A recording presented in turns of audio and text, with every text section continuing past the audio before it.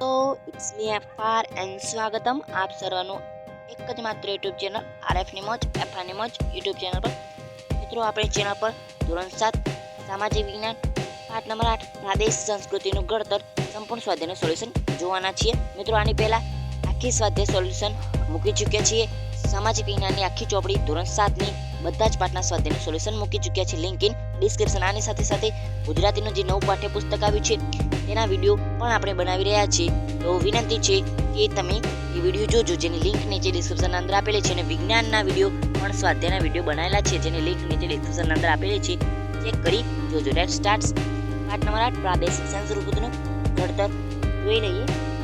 એના અંદર જોઈએ યોગ્ય જોડકા જોડો. પહેલું છે તરણેતરનો મેળો. એના અંદર જવાબ આવશે એફ સુરેન્દ્રનગર. બીજું ચિત્ર વિચિત્રનો મેળો. જવાબ આવશે એ સાબરકાંઠા. ત્રીજું મીરાદાતારનો ઉર્સ મુબારક. જવાબ આવશે ડી મહેસાણા. આગળ 4 પલ્લીનો મેળો. જવાબ આવશે ઈ ગાંધીનગર. 5 ભવનાથનો મેળો. જવાબ આવશે સી જુનાગઢ. 6 ગૌઠાનો મેળો. જવાબ આવશે બી અમદાવાદ. ઓકે મિત્રો, તો આગળ જોઈ લઈએ. મિત્રો, આપણે આગળ પ્રશ્ન નંબર 2 છે. નીચેના પ્રશ્ન એક વાક્યમાં ઉત્તર આપો. પહેલું, કાંગડા શૈલીની વિશેષતા જણાવો.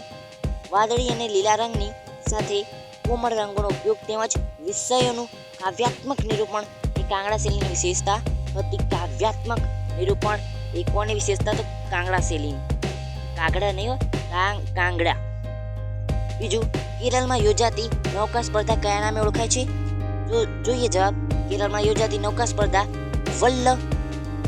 વલ્લમકાલી ના નામે ઓળખાય છે. આગળ આપણે જોઈએ મિત્રો, પ્રશ્ન નંબર 3 છે. વ્યાકરણ અને કાવ્યશાસ્ત્ર પર મણિ પ્રવાલમ શૈલીમાં લખાયેલ ગ્રંથનું નામ શું હતું? જવાબ આવશે વ્યાકરણ અને કાવ્યશાસ્ત્ર પર મણિ પ્રવાલમ શૈલીમાં લખાયેલ ગ્રંથનું નામ લીલાતિકલમ હતું.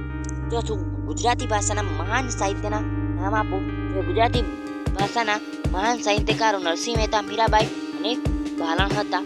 પાંચમું, કથક કયા બે ઘરાનામાં વેચાયેલું? તો કથક જયપુર અને લખનઉ આ બે ઘરાનામાં વેચાઈ ગયું હતું. આગળ પ્રશ્ન નંબર 3 છે. ખાલી જગ્યા પૂરું. પહેલું, સુરવીરની ગાથા ખાલી જગ્યા અને ખાલી જગ્યા દ્વારા ગાવામાં આવતી હતી. જવાબ આવશે કાવ્ય અને ગીતો દ્વારા ગાવામાં આવતી હતી. બીજું છે, રાજા અનંતવર્મને જગન્નાથ મંદિરનું નિર્માણ કરાવ્યું હતું. જવાબની અંદર આવશે જગન્નાથ મંદિર. ઓકે. બીજું, કુંચીપુડીનો ઉદ્ભવ આંધ્રપ્રદેશના કુચીપુડી નામના ગામમાં થયો તો જવાબ આવશે ખાલી જગ્યાની અંદર આંધ્રપ્રદેશ. તો આની સાથે મિત્રો આપણો વિડીયો સમાપ્ત કરીએ છીએ. તો મિત્રો, મેં તે કીધું તેમજ ધોરણ 7ની ગુજરાતીની નવી અપડેટ થયેલી ચોપડીનું સ્વાધ્યાય સોલ્યુશન અને પાઠની સમજૂતીના વિડીયો ચેનલ પર મુકાઈ ગયા છે. Link in description. તમે જોઈ લેજો. તમને ખાસ વિનંતી છે, બહુ જ મહેનત લાગી છે વિડીયો બનાવવામાં. મિત્રો, પ્લીઝ ખાલી વિડીયો પૂરેપૂરો જોયા કરો. સબસ્ક્રાઇબ નહીં કરો ચાલશે, લાઈક નહીં કરો તોય ચાલશે, શેર નહીં કરો તોય ચાલશે, અને વિડીયો જોયા કરો. ઓકે, આવજો. આની સાથે વિડીયો સમાપ્ત.